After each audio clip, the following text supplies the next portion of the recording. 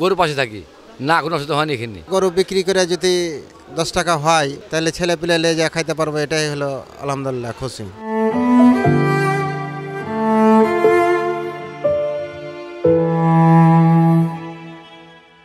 কুরবানি ঈদ মানেই এক উৎসবের আমেজ। তবে এই উৎসবকে সফল করতে যারা রাত দিন খেটে চলছেন সেই খামারিরা কেমন আছেন? ঈদ যত ঘনিয়ে আসে হাট তত জমে ওঠে, আর হাট জমালেই তো খামারিদের বাড়ি ফেরার আর সুযোগ নেই। গরুর পাশে রান্না, ঘুম আর জীবনের দিনযাপন এ যেন অস্থায়ী এক বসতঘর। আজকে আমরা আপনাদের জানাবো সেই সব নিরলস পরিশ্রমী মানুষের গল্প যারা কুরবানির পশুর হাটকে বানিয়ে ফেলেছেন নিজেদের দ্বিতীয় বাড়ি। 2 টাকা পয়সার জন্য আসছি তো খুব কষ্ট। খাওয়া দাওয়া আমরা নিজে পাকশাক করে খাওয়া দাওয়া করছি। ওই যে কিছু রোজগার করার জন্য সামান্য কয়েকদিনে, এক সপ্তাহের মধ্যে গরু বেচা বিক্রি হইলেই আমাদের আনন্দটা চলে আসবে, কষ্ট হলেও। রান্না আমরাই করি, ভালোই লাগছে জায়গাটাতে। থাকি এখানে, গরুর পাশে থাকি, না কোনো অসুবিধা হয়নি এখানে। লাভ হলে কষ্ট, খুশি হলাম। চোখে ঘুম নেই, হাতে কাজের বিরাম নেই। হাটের এক কোণে চট পেতে বসানো রান্নার হাঁড়ি, পাশে রাখা পানি আর কিছু চাল ডাল। খানিকটা দূরেই কয়েকজন খামারি গরুর পাশে ঘুমিয়ে আছেন। এটাই তাদের ঈদের আগে কিছুদিনের জীবনের চিত্র। থাকতেছি এই তো গরুর পাশে সামনে, আলহামদুলিল্লাহ, আল্লাহ যেভাবে রাখে হাজার শুক্রিয়া।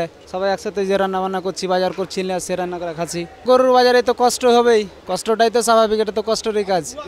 আমরা এই যে এটা ইট দিয়ে রান্না করছি, ইট দিয়ে রান্না করে ধরেন যে কাদা পানিতে থাকতে হয়েছে, ওপরের পানি নিচে কাদা।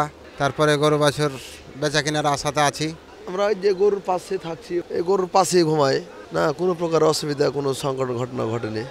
আমরা কোনোদিন মাছ রান্না করি, কোনোদিন মাংস রান্না করি, কোনোদিন আলু বেগুন, মানে ঠিক না, আমরা যে যখন যেটা কিনতে পাই বাজারে সেটাই রান্না করি।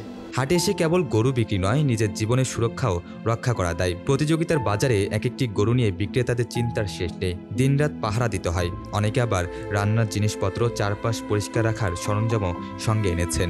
আমরা খাওয়া দাওয়া বাড়ি থেকে বেঁধে নিয়ে এসেছি, খাবার এখানে পাক করে খাই। আমরা এখানে আসছি কর্মের জন্য, অল্প কিছু বেচে কেনার পর অল্প কিছু থাকলে এটাই আমাদের খুশি।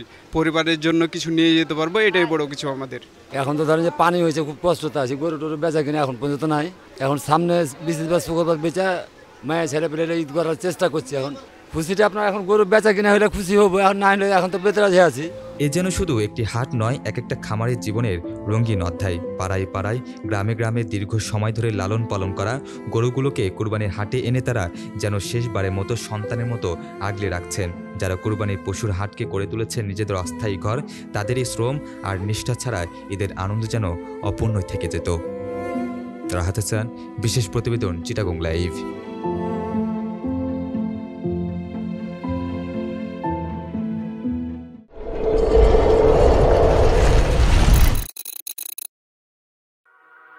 you